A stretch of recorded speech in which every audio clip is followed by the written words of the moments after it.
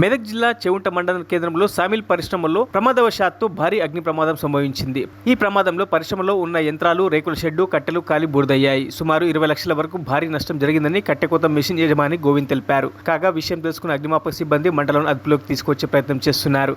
చిన్న కుటీర పరిశ్రమలో అగ్ని ప్రమాదం ఏ విధంగా సంభవించింది అనే అంశంపై దర్యాప్తు చేస్తున్నారు. చెవుంట మండల కేంద్రంలో భారీ అగ్ని ప్రమాదం జరగడంతో దట్టమైన పొగ వ్యాపించింది.